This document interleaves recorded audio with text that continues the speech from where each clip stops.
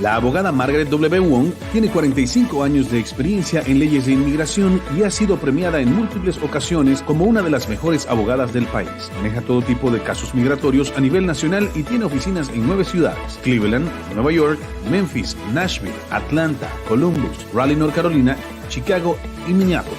No hay caso de inmigración que no podamos manejar. Es la abogada Margaret Wong, la que sí sabe de inmigración. 216-259-8897. 216-259-8897. Yo soy Margaret Wong.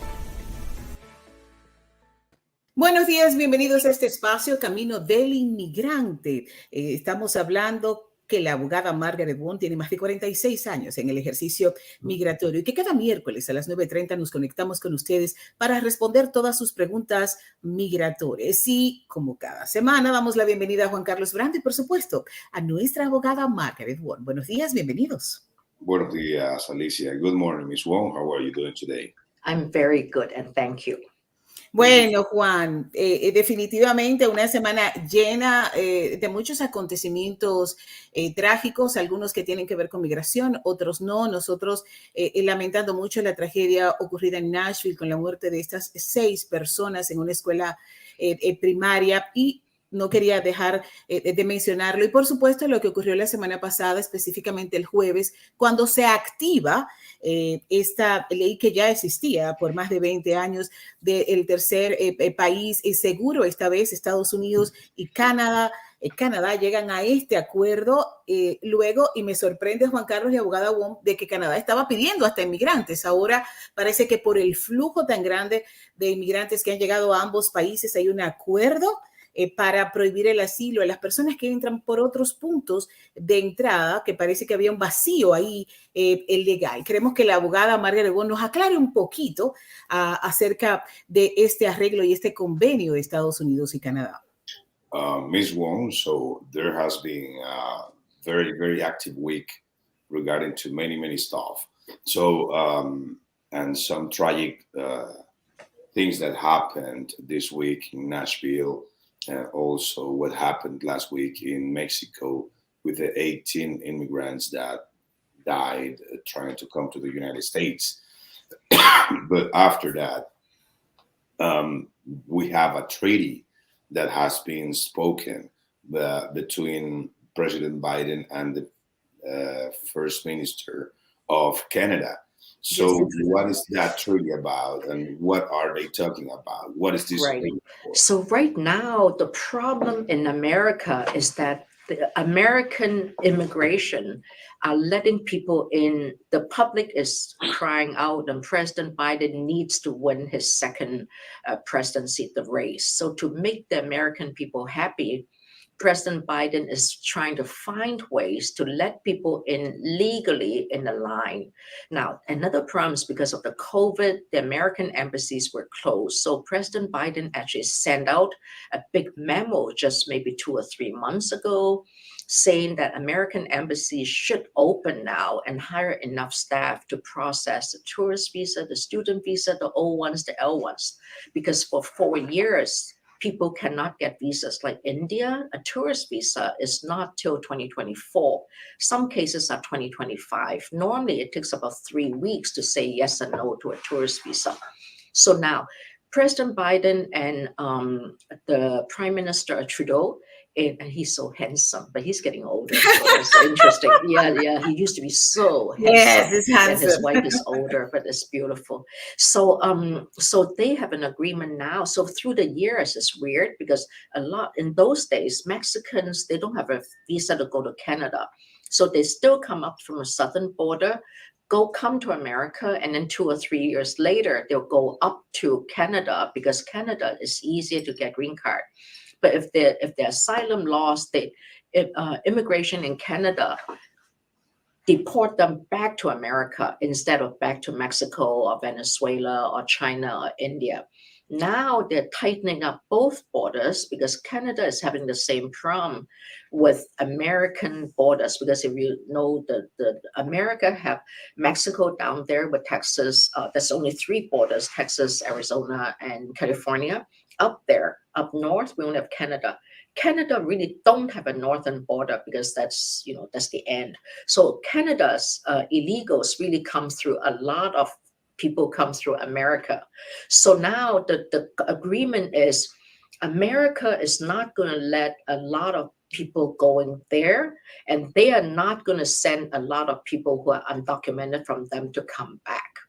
That's why now their job should be sending them back to home country. Before, whoever came undocumented to Canada, they send it back to America. So America is stuck with undocumented people that went to Canada and came back, and also from our southern border. But that's what the agreement had. It's a weird agreement because it really doesn't say too much. It's very much for public consumption. Now, another new thing is now the southern people, the CBP one, now they're getting a lot of complaints. It really only started 3 or 4 weeks ago. I already have seen some people who came in on CBP one. So now, instead of letting people come in to process asylum, to process family non-separation, they have this CBP one that people have been talking about. It finally came on about 3 or 4 weeks ago. It's just horrible. But of course it's horrible because people want to come to America. They stay there, they type their information, and America could not accept everybody who typed their information in. You know, so America is facing problems, but it's really not that big a problem because another thing nice, in spite of all these complaints, in the olden days, actually for 50 years, most people came to Mexico and come up, and a lot of them are murdered or died or raped or killed or something. But now, because of CBP1, because of the legal parole entry for the 4 countries, the 30,000 for the Ukrainians, Venezuelans, so things are getting better actually at the border. But of course, the bad information comes out because now the Republicans are coming to the southern border and talk about, you know, impeaching Mr. Mayorkas. I mean, that is such a stupid idea. Who wants that job? You know, only he wants it, I think. It's just a mess. But I think the mess is created by propaganda, by the Republicans, and not so much really that bad. President Biden and Mr. Mayorkas is doing everything they can to help America remain safe. And now the Republicans are talking about drugs, which is true, fentanyl, which is true. So control the drugs, control the dogs and cats and chicken. You know, don't put them all in immigration. We are people. We are not drugs. We are not dogs. We are not chicken. We are not cats. Because the rumor also is that a lot of these bird flu also came in from the south. You know, that's not fair because Mexico economy is coming up. If you really look at the people who came back illegally, a lot of those people were deported and they came back, or they left and came back. Not so much the newcomers anymore. Gracias, abogado. Muchísimas gracias. Thank you so much, Ms. Wong. Bueno, Alicia, la abogada nos dice pues que en primer lugar, el presidente Biden y el presidente o el primer ministro de Canadá lo que están tratando es de evitar que Canadá sea un puente para los inmigrantes que quieren llegar de otras partes del mundo. Llegan a Canadá y luego se van a la frontera y se vienen a los Estados Unidos. O viceversa, personas que vienen a los Estados Unidos con la intención de llegar a Canadá de forma ilegal, y la idea es que los Estados Unidos traten de parar a esas personas. Pero la realidad es que el presidente Biden y el director del USCIS, Alejandro Mayorkas, están tratando de buscar las mejores formas para que las personas que quieran venir a los Estados Unidos lo hagan de la forma legal, lo hagan de una forma correcta, legal, dentro de todas las medidas que les da la ley. Entonces, en ese punto muy particular, lo que se está haciendo es buscar las medidas que las personas puedan solicitar asilo, pero que si van a solicitar asilo hayan llegado de forma legal al país desde donde están solicitando asilo.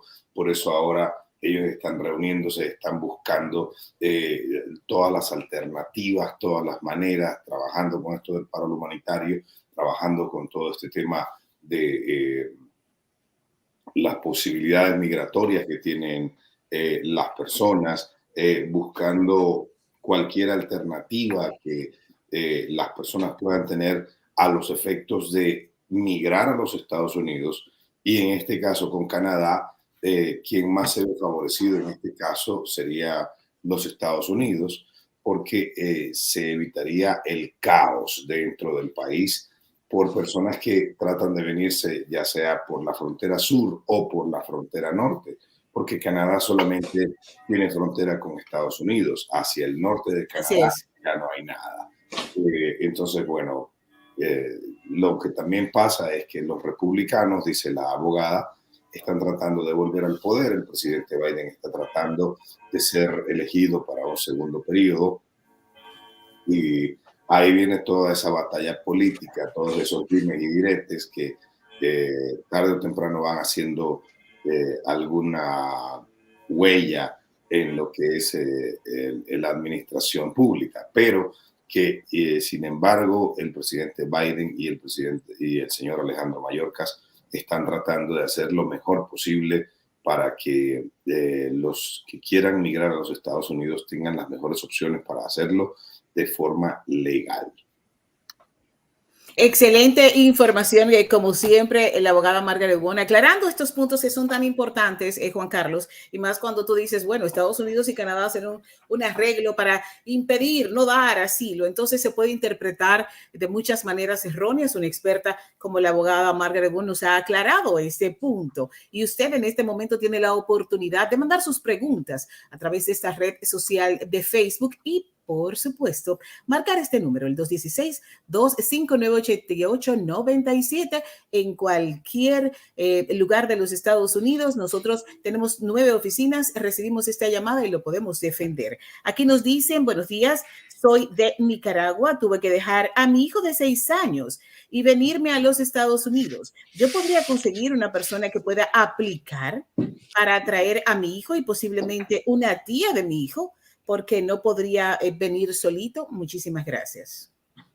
Okay, Ms. Wong, so this person is from Nicaragua, and she left Nicaragua and came to the United States. She left her kid, 6-year-old kid, and she came to the United States. Could this person find someone or a sponsor that could file for her son and possibly an auntie of the son, because he couldn't come alone if she finds a sponsor? So Nicaragua is not one of those countries. That's only Haiti, Cuba, and it's not one of those countries, right? That's the 30,000. Yeah, Nicaragua is included there. Is included? Yeah. Oh, yes. Then you just have to find someone, anybody who has a work permit, to sign the I-134. And then file for the parole and come. Yeah, it's one of those 30,000. Just keep applying. You get it, because I've seen other people come already. That's easy. But you're right. You need to find someone who's willing. And whoever is willing to help you, you need to emphasize to them, and I don't mind talking to them to help you out, is that one I-134, that's really no legal obligation. It's not like this 864 that there is a legal obligation for this. Okay, thank you. Thank you, Ms. Wong. Yes. Alicia nos dice la abogada que efectivamente esta persona puede conseguir cualquier persona que tenga un permiso de trabajo o algún estatus legal que pueda dar el soporte financiero, llenar la I-134 y con eso ya traer a su niño y a la persona adulta que lo va a acompañar para llegar aquí a Estados Unidos. Excelente, Juan Carlos, porque esto es una pregunta que se hacen muchas personas. Esta vez, esta persona es procedente de Nicaragua, pero muchas personas procedentes de Haití, Venezuela y Cuba tienen muchas inquietudes acerca del parol humanitario, en el que muchos expertos, incluido la abogada Margaret W, ha dicho que es muy bueno aplicar antes de julio por la demanda que hay en estos momentos entablada en contra de este alivio migratorio hecha por los republicanos para parar de una vez por todas lo que ellos consideran que es prácticamente un abuso del presidente Biden de traer 30,000 inmigrantes por mes de cada uno de estos países. En estos momentos recibimos sus llamadas al 216-259-8897 y seguimos recibiendo sus preguntas. Estamos en vivo. Nos dicen, ¿qué documentos necesita para ser abogada del parol humanitario? Ms. Wong, this person is asking, what documents do I need to do the humanitarian parole? Yes, I presume you're looking at the humanitarian parole from the USDOS.gov. Humanitarian parole means that you can come to America if someone is very, very sick. It's the I-131. So first you need to fill out the I-131 and also all the instructions are on USDOS.gov and also just type in humanitarian parole. All the informations are there. But the most basic document is the I-131, and you need to have an affidavit or from different people explaining why you need to come to America.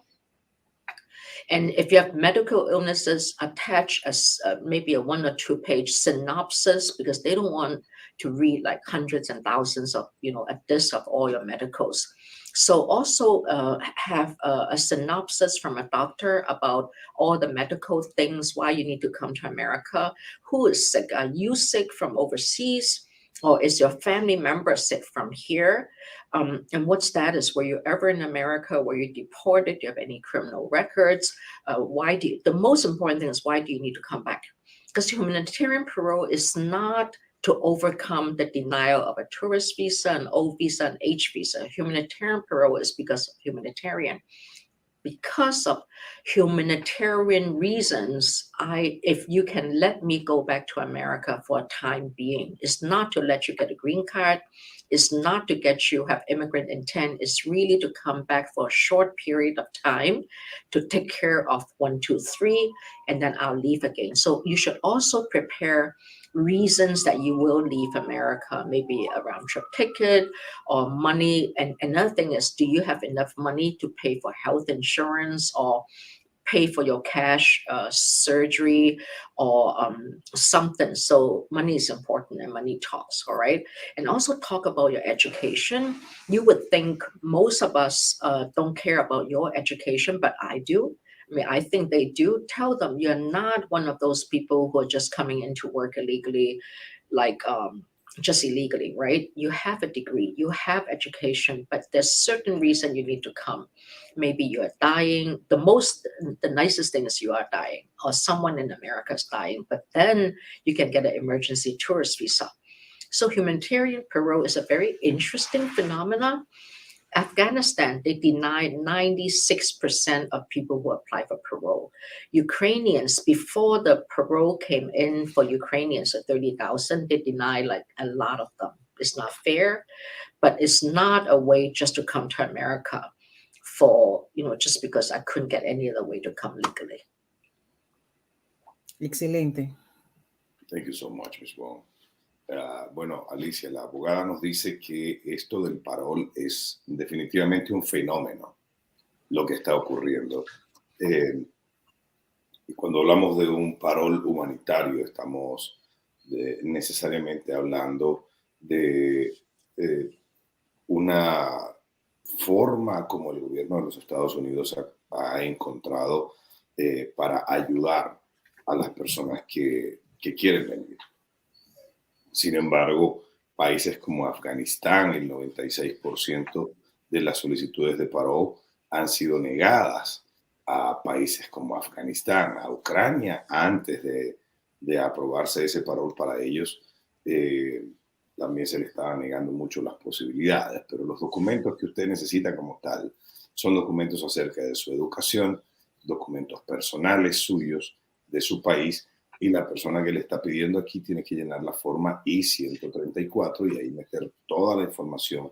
No tiene que hacer la forma 864 porque esa no la necesita. Solo tiene que llenar la forma I-134, colocar su información, colocar la información de las personas a quienes quiere traer y ya con eso usted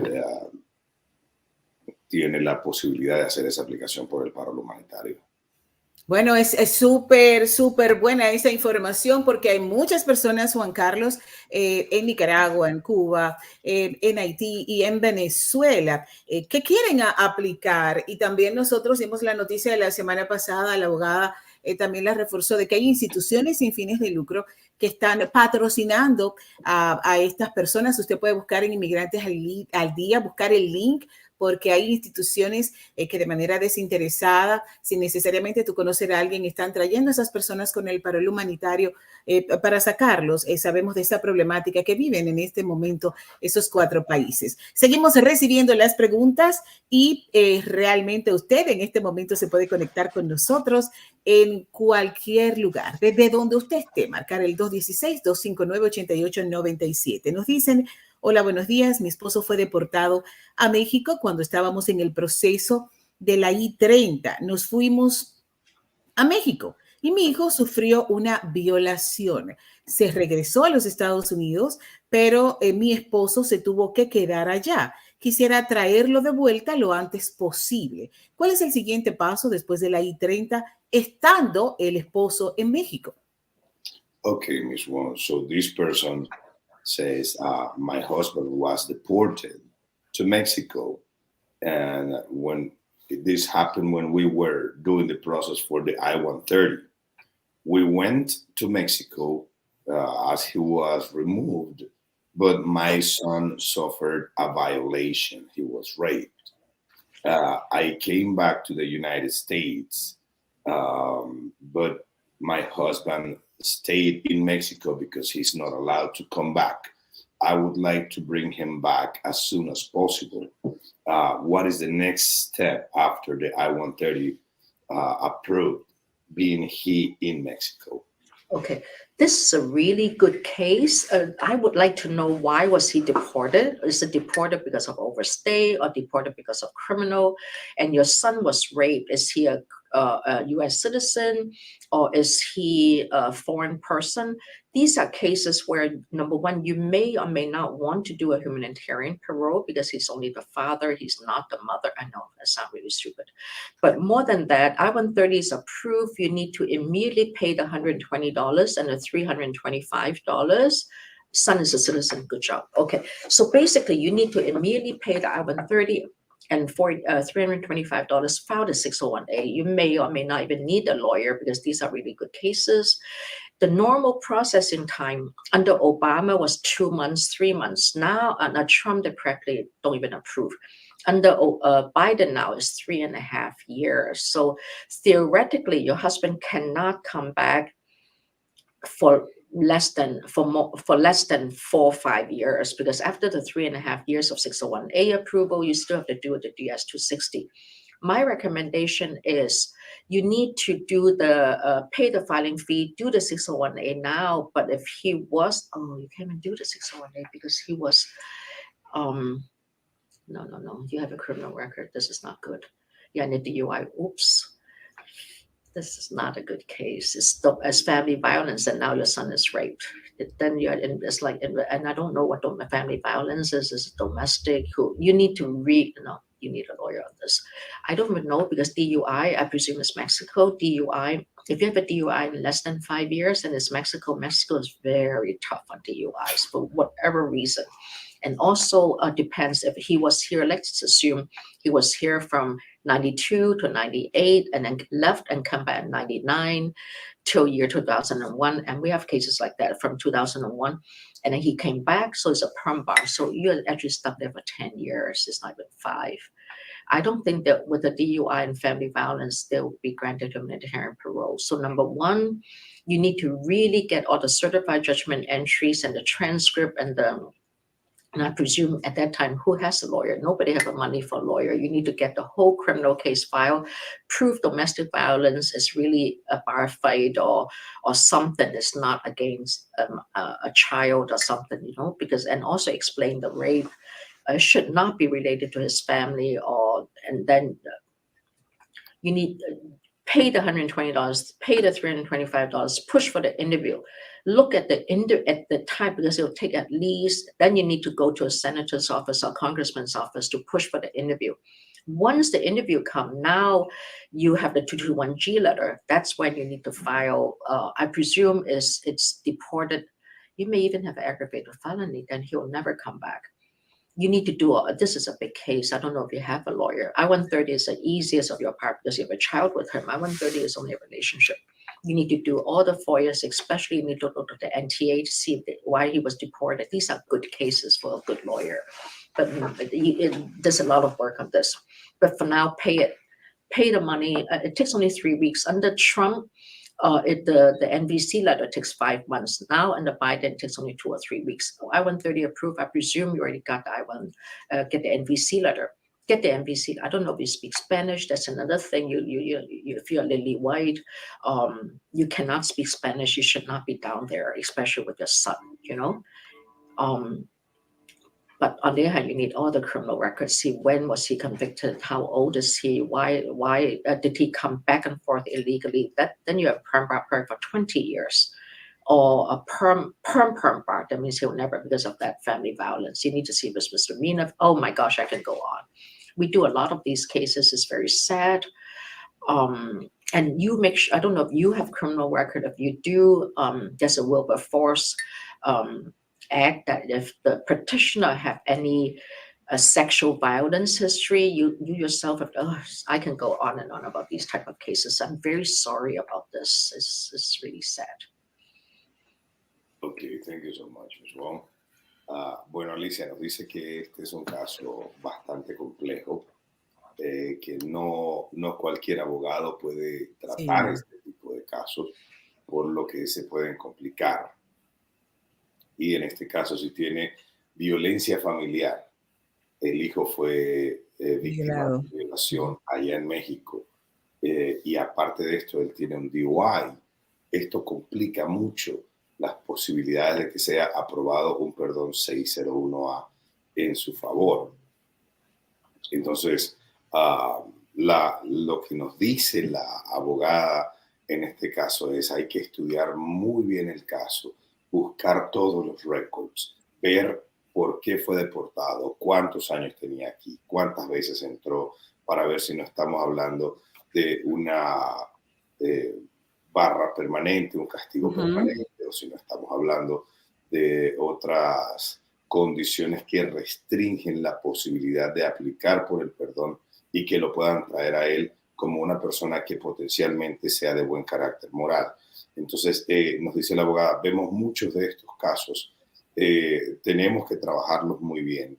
Son casos muy complicados y no siempre se puede obtener el mejor resultado, pero hay que hablar también con usted, si usted es una mujer blanca, es una mujer americana, es una mujer hispana, pero nacida aquí en los Estados Unidos.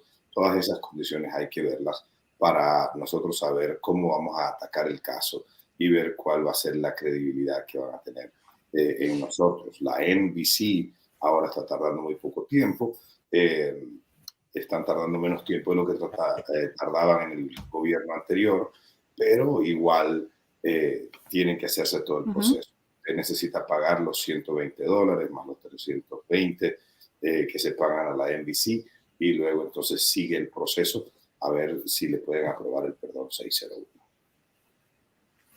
Bueno, definitivamente una respuesta bastante sincera de la abogada Margaret W. Recuerde que usted puede hacer su cita.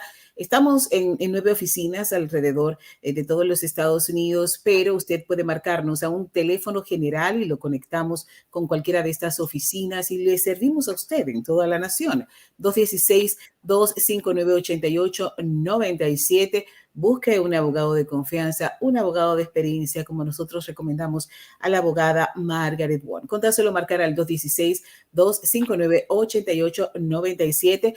Tenemos tiempo, seguimos recibiendo todavía más preguntas. Bueno, terminamos por hoy, pero hemos aprendido bastante, Juan Carlos, ¿verdad? Casos muy complejos. Es cierto, así es.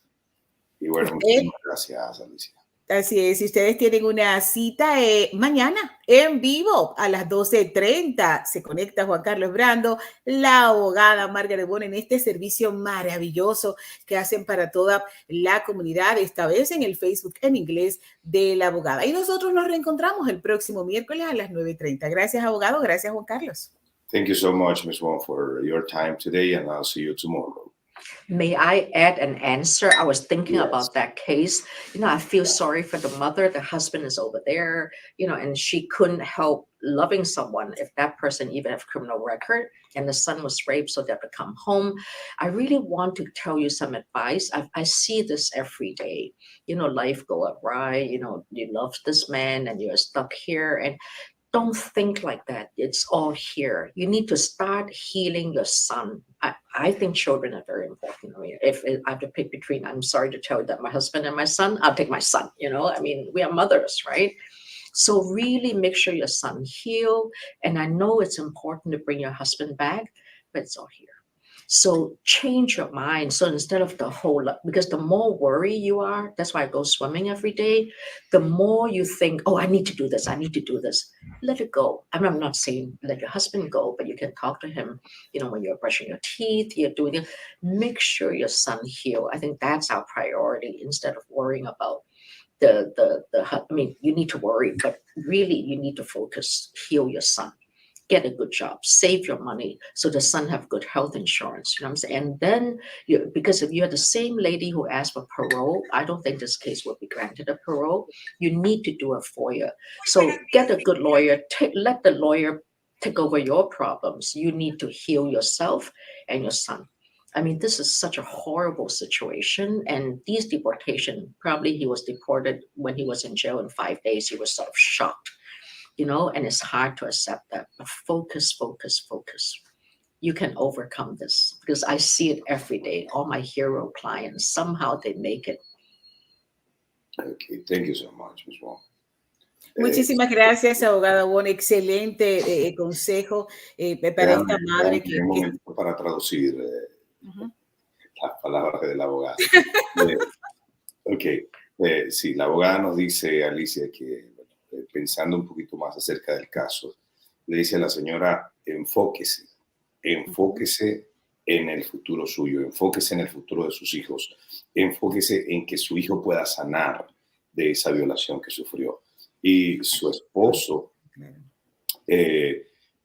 si es cierto, siguen casados, usted lo necesita, pero no se preocupe tanto por la situación de su esposo, porque cuando uno se preocupa tanto y piensa tanto, uno piensa que no puede lograrlo sin esa persona. Pero usted tiene que enfóquese en la salud mental de su hijo, en la salud mental suya, en la salud mental de su familia.